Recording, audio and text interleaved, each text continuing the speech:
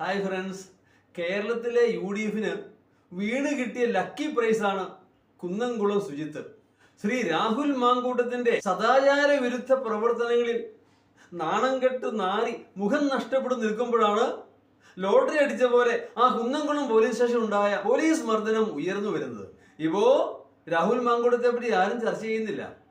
അതിനുപരി അദ്ദേഹത്തോട് സഹതപിക്കുന്നവരുടെ എണ്ണം അനുദിനം വർദ്ധിച്ചു വരികയാണ്, പ്രത്യേകിച്ചും വനിതകൾ തന്നെ. അതെന്താണെങ്കിലും നിഷ്പക്ഷമായിട്ടൊന്ന് ആലോചിച്ച് പോയി, ആ പോലീസ് സ്റ്റേഷനിൽ നടന്നത് അസാധാരണമായ സംഭവമാണോ? അല്ല.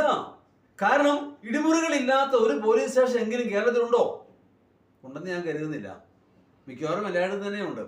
അവരകത്തേക്ക് കൊണ്ടുപോയി ഇടിമുറിയെ കൊണ്ട് ഇടിച്ച് ചതച്ച് ഒരു പരുവത്തിലാകും കുറ്റവാളികളെ. അതാണ് വ്യത്യാസം പറയുന്നത്.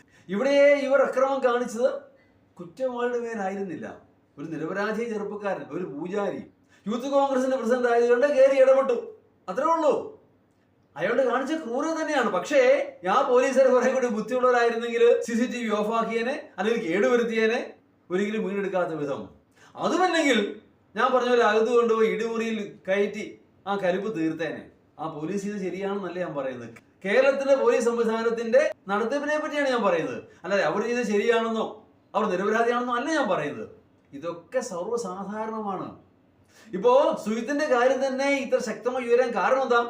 അയാൾക്ക് ശക്തമായൊരു സംഘടനയുടെ പിന്തുണയുള്ളതുകൊണ്ടാണ്. ഒരു സാധാരണക്കാരനായിരുന്നെങ്കിൽ ഒന്നും സംഭവിക്കില്ല, അത് ഇടികൊണ്ടിട്ട് പോകത്തേ ഉള്ളൂ. പോലീസ് കസ്റ്റഡിയിൽ നിന്ന് മടങ്ങി വരുന്ന എത്ര പേർ ആത്മഹത്യ ചെയ്തിട്ടുണ്ട് എന്ന് ഓർത്ത് നോക്കിയേ. എത്രയോ പേര്. കാരണം പിന്നെ ജീവിച്ചിട്ട് കാര്യമില്ല, ആ പരുവത്തിനാക്കും അവർ. കസ്റ്റഡിയിലുള്ളവരെ ലൈംഗികമായിട്ട് പോലും ദുരുപയോഗം ചെയ്യുന്ന എത്രയോ സംഭവങ്ങൾ ഉണ്ടായിട്ടുണ്ട്, അഥവാ ഉണ്ടാവുന്നുണ്ട്. അവയൊന്നും പുറത്തു വരാറില്ലെന്ന് മാത്രം. ഒരു പരിധിവരെ അവരുടെയും തെറ്റെന്ന് പറയാനാവില്ല. കാരണം കുറ്റവാളികളെ ഡീൽ ചെയ്ത് ഇടിയും തൊഴിയെ കൊടുത്ത് അവരങ്ങനെ ആയിത്തീരുന്നു. അവർക്ക് വേണ്ടത് മനഃശാസ്ത്രപരമായ ചികിത്സയാണ്. ക്രിമിനൽസിന്റെ എല്ലാം കൂട്ടമായി മാറിയിരിക്കുകയാണ് കേരള പോലീസ്. അവരങ്ങനെയാ കാര്യം കൈകാര്യം ചെയ്യുന്നത്. പിന്നെ അവർ തെറ്റുകാരാണ്, നിയമം അനുശാസിക്കുന്നത് ഏത് ശിക്ഷിക്കും അവർ അർഹരുമാണ്. അവരെ ശിക്ഷിക്കുക തന്നെ വേണം. അതല്ലാതെ നമ്മൾ സതീശൻ പറയുന്ന പോലെ അവരെ കൈകാര്യം ചെയ്തേക്കാം, അവരിനി പോലീസ് യൂണിഫോം ഇടുകയില്ല, ഇതെന്നെ താലിബാനാണോ? അതൊന്നും നടക്കുന്ന കാര്യമല്ല.